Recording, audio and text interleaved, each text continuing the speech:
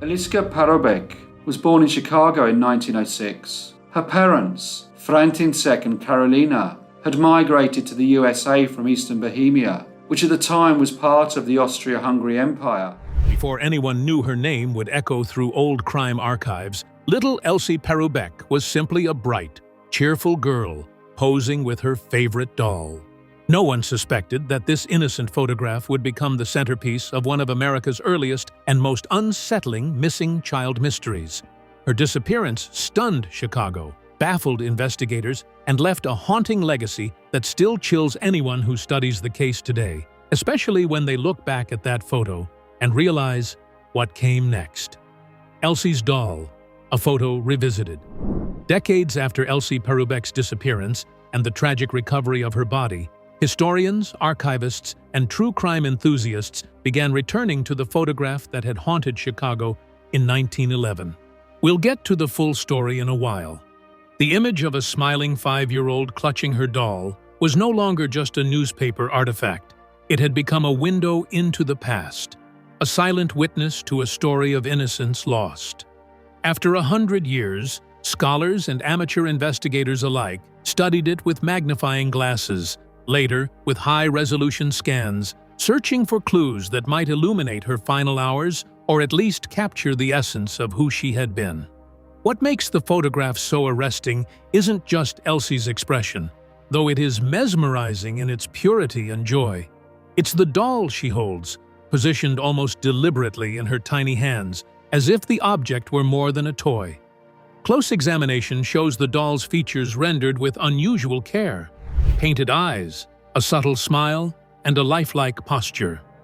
Modern archivists note that the doll's design reflects common toys of the early 20th century, but in the context of Elsie's story, it takes on a more poignant meaning. The doll becomes a silent companion, a tangible anchor for a life abruptly ended. When historians scanned the original negatives decades later, they noticed details that had escaped the original investigators. The background, once thought nondescript, contains elements that hint at Elsie's daily environment: the fence lines, the garden plot, and the faint outlines of neighboring buildings.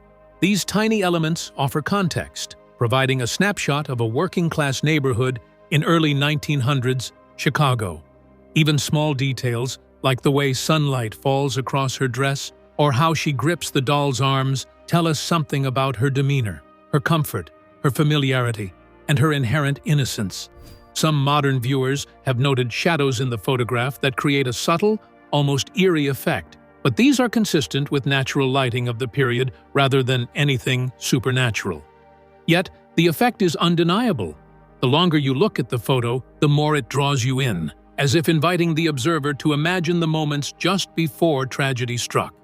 In this way, the photograph does more than document. It communicates.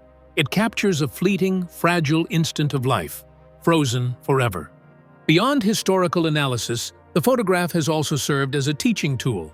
Archivists use it to illustrate early 20th century photography, social conditions, and the role of newspapers in child disappearances. True crime writers reference it to discuss investigative practices of the time, showing how much effort was devoted to finding Elsie and how techniques have evolved since. Some forensic experts even attempt digital reconstructions of the scene, trying to model where Elsie could have gone, how far she might have walked, and what risks she would have faced, all while acknowledging that the photo itself cannot answer the ultimate question: what really happened in those critical moments? Interestingly, the doll also draws attention in modern discussions. Its preservation, posture, and facial expression make it a focal point for those seeking insight into childhood objects of the era. Some theorists propose that the doll's presence in the photograph helps explain why Elsie's image became so enduring. The human brain responds to the pairing of child and toy with empathy and emotion, and in Elsie's case, it amplifies the poignancy of her story. To this day, the photograph is studied not just as a historical record, but as a psychological artifact, illustrating the way images can hold meaning across generations. In revisiting Elsie's photo, researchers are also forced to confront their own emotional reactions. Many report an almost visceral response, the contrast between the life, innocence, and vibrancy captured on film and the tragic outcome it represents. The photograph, once a simple portrait, has become a portal into the human capacity for hope, loss, and memory. It is an example of how objects and images can outlive us, telling stories we may never fully understand, yet compelling us to keep trying. For the Paroubek family, if they had lived to see modern examinations of Elsie's image, it might have been bittersweet. The photograph continues to honor her memory, preserving her presence even when her life was cut short. Every scan, every digital zoom, every archival restoration reveals more about the setting, the doll, and the small details that speak to her personality. Researchers don't just look at Elsie, they imagine her footsteps, the warmth of her laughter, and the brief world she occupied. But behind the smiling eyes and the beloved doll lies a chilling story, one that began on an ordinary day when 5-year-old Elsie Paroubek vanished without a trace. The disappearance, when 5-year-old Elsie Paroubek vanished from the south side of Chicago in April 1911, the city wasn't prepared for the kind of storm her case would unleash. Before headlines, search parties, or panicked speculation flooded the streets, there was just an ordinary day, ordinary enough that no one realized it was about to split a family's life in two. Elsie had left home dressed neatly, her doll tucked under one arm, heading out the way she always did, confident, happy, and entirely at ease in her own neighborhood. Nothing about her quiet walk suggested danger. Nothing hinted that the world was about to remember her name for all the wrong reasons. The Paroubek family lived in a working-class immigrant community, the kind of place where people knew one another by name and children played out in the open without fear. Elsie was well-liked and instantly recognizable, tiny, cheerful, bundled in layers, and always holding that same beloved doll. Her parents trusted the familiarity of the streets around them. It wasn't carelessness. It was a belief in the safety of their surroundings, a belief shared by nearly everyone in that era before urban danger felt as close and unpredictable as lightning. But sometime between leaving home and the moment someone realized she hadn't returned, Elsie vanished without a sound. It started quietly, just a flicker of worry that she was late coming back. At first, her parents assumed she had simply wandered off with friends or paused to watch something interesting along the way. Children were easily distracted, especially Elsie, who had a habit of stopping to investigate anything curious. But as minutes stretched into an hour, and that hour crawled into 2, uneasiness crept across the Paroubek home like a cold shadow. They searched the streets themselves, calling her name, checking familiar spots, asking neighbors if they'd seen her. No one had. By evening, the worry turned into fear. Night was the one thing children weren't supposed to face alone. As the sun dropped, the truth hit hard. Elsie wasn't just late. She was missing. Word spread instantly. Neighbors gathered on corners. Mothers checked their children's rooms even if they already knew who was home. Men grabbed lanterns and set off in small groups, scanning alleys, empty lots, and yards. No one imagined foul play. They simply assumed she was lost and waiting to be found. That hope kept everyone moving through the cold evening air. But as midnight passed and no trace appeared, not a scrap of clothing, not the sound of crying, not a single witness, something darker began to stir beneath the surface of the search. People exchanged worried looks. They didn't dare voice. What if she wasn't lost? What if someone took her? The next morning, the Paroubek home filled with police officers, reporters, and concerned neighbors. All of them wanted details, any details. What was she wearing? Where was she last seen? Did she ever talk to strangers? Had anyone suspicious been noticed in the area? Her parents repeated their answers again and again, exhaustion and fear tightening their voices. The same photo was pulled from a drawer, Elsie smiling sweetly, doll in hand, completely unaware that the image would soon blanket Chicago newspapers like a warning poster. That photograph became the face of the city's growing crisis. People clipped it out, pinned it to walls, tucked it into coat pockets, and held it up to strangers on the street. The picture carried a strange weight, too innocent, too tender, too full of life for a child now feared to be in danger. It reminded everyone what they were searching for. Not just a missing girl, but a child with real laughter, real joy, real warmth. Still, Leads were scarce. Anyone who thought they saw her turned out to be mistaken. Rumors popped up everywhere, half-formed sightings, whispers of strange wagons, claims that she might have wandered farther than expected. Each one was followed, checked, and eventually ruled out. The police believed she had been taken. The family clung to the hope she was alive somewhere. The neighborhood refused to give up. Days stretched into weeks. Search teams expanded, scouring areas far outside the city's limits. Newspapers printed updates daily. Investigators questioned entertainers, laborers, traveling performers, factory workers, anyone who might have reason to move from place to place quickly. Suspicions drifted toward a nearby immigrant community, but no solid evidence supported the claims. Everything was possibility, guesswork, or fear trying to fill an information vacuum. Through it all, the Paroubeks endured the waiting, the worst part of any disappearance. Every knock on the door could be hope or heartbreak. Every moment of silence could be a message or a dead end. Parents aren't built to withstand that kind of emptiness, but somehow they did, day after day, because they had no choice. What truly gripped the public wasn't just the mystery of where Elsie had gone, it was the bitter unfairness of it. A child so small, so harmless, so trusting shouldn't simply vanish.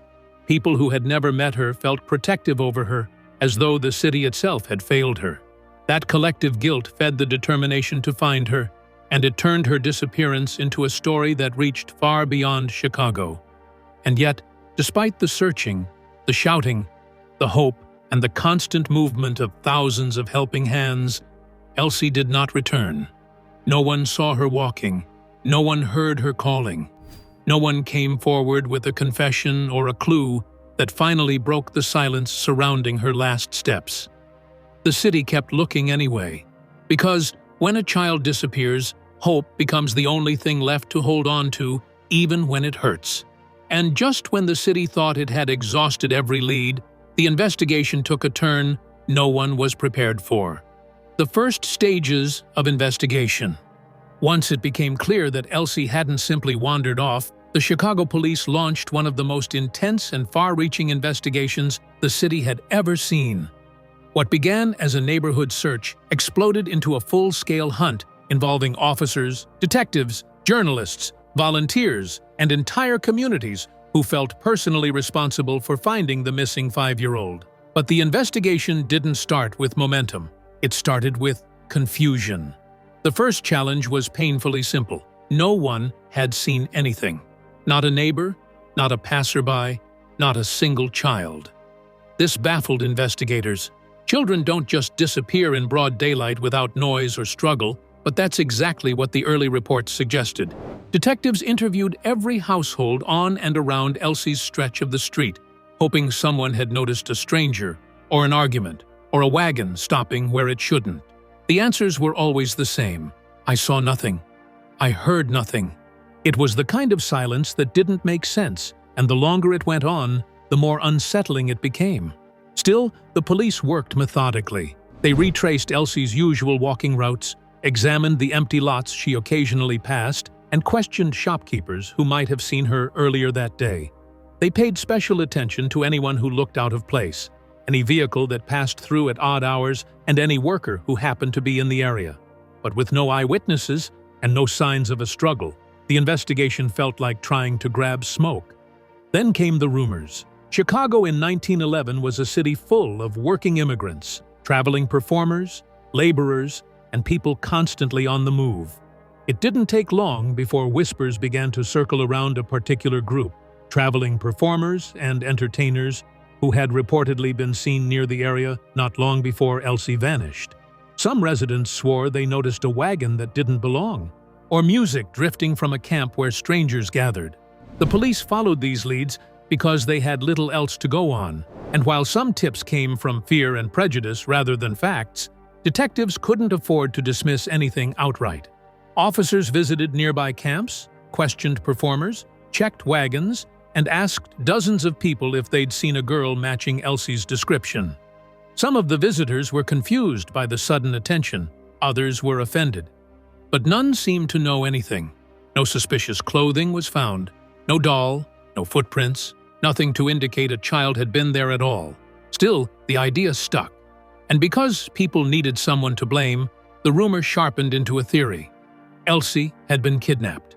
Whether it was true or not, this belief drove the next phase of the investigation. Officers widened their search beyond the city, visiting small towns, railway stations, and remote work camps. They posted Elsie's picture everywhere. Train conductors were given descriptions. Telegraph offices were instructed to forward any potential sighting immediately. Newspapers across Illinois picked up the story, some reporting facts, some adding their own dramatic twists.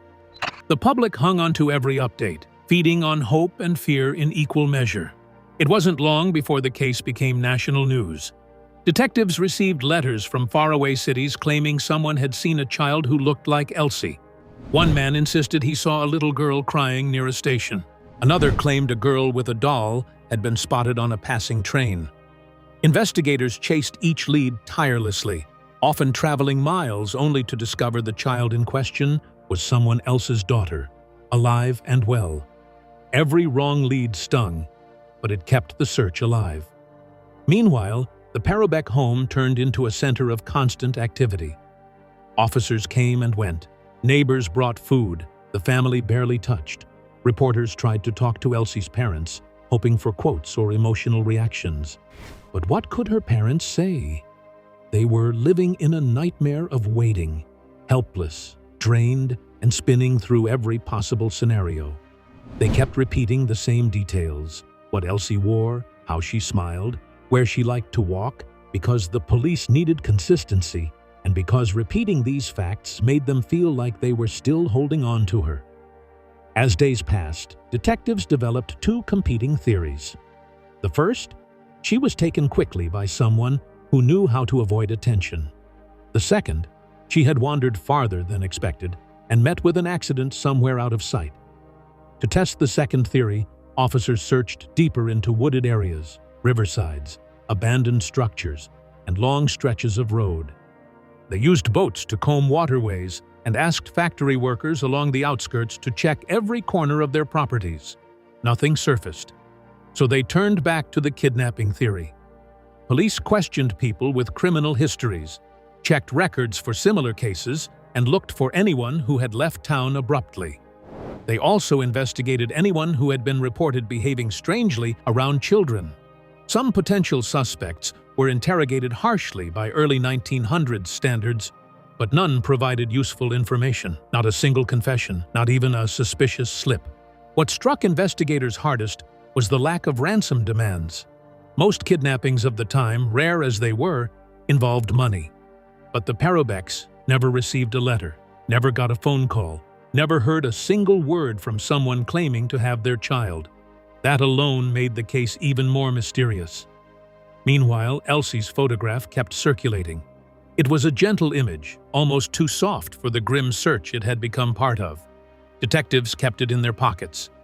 Ordinary citizens kept it under their jackets or folded into old wallets. Some volunteers pinned it to lantern poles or fences as they searched at night, as if Elsie herself could guide them. The image worked its way into the city's conscience, a reminder that this wasn't just a case. It was a child who deserved to be found. But despite the long nights, relentless questioning, endless tips, and the spreading urgency that gripped Chicago, the investigation remained painfully stuck. The city had done everything it could. The police had turned over every possible stone, and yet answers stayed out of reach. The investigation needed a breakthrough. Instead, it got something much darker. But just when investigators thought they'd reached the end of every possibility, the case took a twist that dragged them even deeper. And then, there was progress. If the first half of the investigation felt frustrating, the second half felt downright maddening. Detectives weren't just running out of time, they were running out of logic. Every route they took ended in dust. Every lead that seemed promising unraveled into nothing. Still, they pushed forward, convinced that somewhere in the noise, someone knew something about what happened to 5-year-old Elsie Paroubek. The pressure on the Chicago Police Department grew by the day. Newspapers printed bold headlines that made it seem like a breakthrough was just inches away.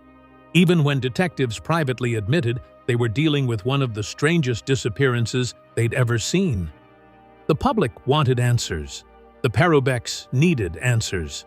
And the investigators, though exhausted and often frustrated, felt morally bound to deliver them. To try and regain momentum, detectives went back to the beginning, literally. They reconstructed Elsie's last known walk, step by step. Officers walked the streets at the same time of day, checking shadows, blind corners, paths between houses, and small gaps between buildings where a child might slip or be lured.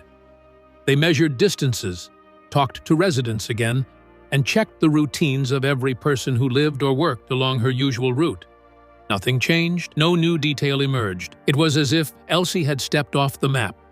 But detectives refused to give up. They expanded the radius of their interviews, questioning people who lived farther from the neighborhood, bakers, clerks, drivers, and even factory supervisors whose workers walked through nearby areas at odd hours.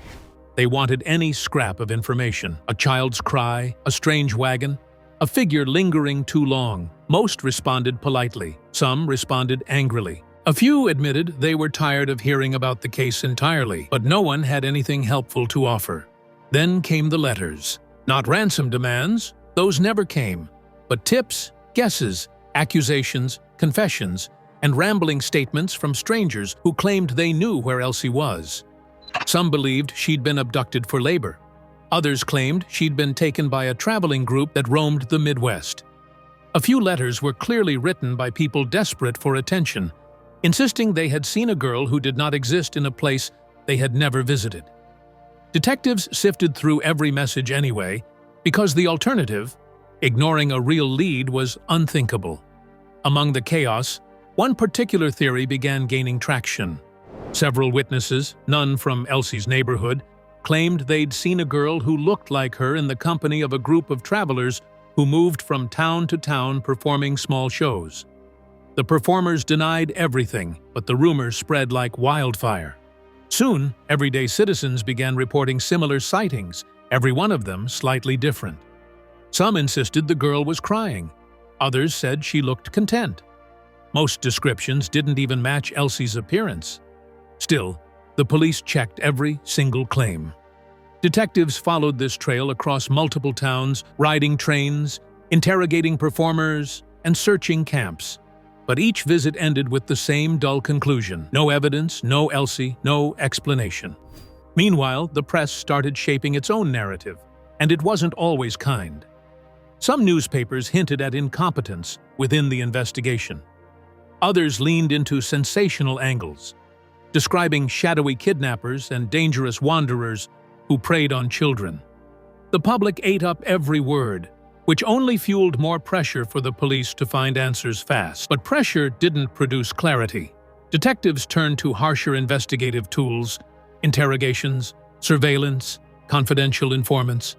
They asked judges for warrants, checked people's backgrounds, and investigated anyone who left town immediately after Elsie disappeared. They even instructed railroad workers to search cargo cars for overlooked clues. Every possibility was weighed, then reweighed. Officers barely slept. Coffee became their constant companion. Still, nothing. The lack of progress gnawed at every investigator involved. It didn't make sense. Children do not disappear without leaving something. A sound, a witness, a mark on the ground. But Elsie had left zero trace. The case had taken on an eerie, almost impossible quality, and even seasoned officers admitted privately that they had never seen anything like it. Eventually, detectives began examining darker possibilities. Could someone close to the family be involved? Was there an undisclosed argument, a hidden conflict, something the family wasn't telling them? They didn't want to suspect the Paroubeks, but procedure required it. Officers asked hard, uncomfortable questions. They searched the home thoroughly, not because they expected Elsie to be there, but because missing person protocol demanded every stone be overturned twice. Once again, nothing. What frustrated investigators most was the utter absence of motive. If Elsie had been taken for ransom, where was the demand? If she had been taken by someone who wanted a child, why no sightings after the first few days? If she had wandered away and been harmed accidentally, Why hadn't anyone found something? Her doll, a shoe, a torn piece of clothing? The mystery had grown so large that it no longer felt grounded in physical reality. It was becoming symbolic, an unsolved question hanging heavy over a city that prided itself on order and industry. By the fourth week of the search, morale had cracked. Some officers believed she was gone forever. Others stubbornly insisted she was alive, hidden somewhere. Volunteers dwindled. Families grew weary of nightly patrols. Even the newspapers struggled to maintain fresh angles on a story that refused to move forward. And then, suddenly, the story moved, not in the way anyone hoped. A fisherman located several objects near the river that seemed suspicious enough to report. The police were notified. Investigators rushed to the scene, praying for a lead, but dreading what it might mean. Within hours, search crews began combing the water and its banks, methodically examining every inch. They didn't know it yet, but the investigation had just entered its darkest chapter. And when the river finally gave up its secret, Chicago held its breath. The discovery. The city waited, silent and anxious, as the search near the river intensified. Weeks of endless questioning, chasing rumors, and retracing steps had led nowhere. But in mid-May 1911, a breakthrough arrived in the most tragic and haunting way possible. Elsie Paroubek's body was discovered in the Des Plaines River. The discovery sent shockwaves through Chicago. Families who had followed the case closely gasped in horror. Volunteers who had scoured neighborhoods felt the sting of defeat. And the Paroubeks themselves faced a grief that words could scarcely capture. After weeks of hope, clinging to the photograph of their smiling daughter with her doll, they now confronted the devastating reality that the image had frozen a final moment in time before tragedy struck. Investigators arrived at the scene with urgency and a weight that made every detail matter. They meticulously examined the riverbank and nearby areas, searching for clues that might explain how Elsie ended up there. Her body was found carefully, but the lack of any clear sign of struggle or marks on her person made the circumstances difficult to interpret. While foul play was suspected, there was no immediate evidence to conclusively point to a perpetrator. The scene was chilling in its calmness, an eerie contrast to the frantic search and speculation that had gripped the city. As police processed the area, attention turned back to the photograph. The image of Elsie smiling, doll in hand, suddenly became a poignant artifact of innocence lost. People who had previously admired the photo for its charm now saw it with different eyes, a reminder of a life that ended too soon.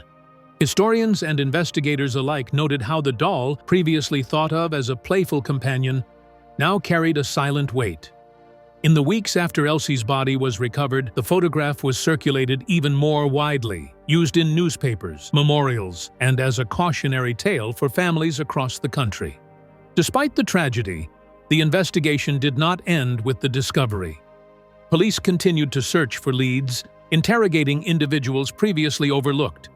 Some former tips were revisited with renewed scrutiny.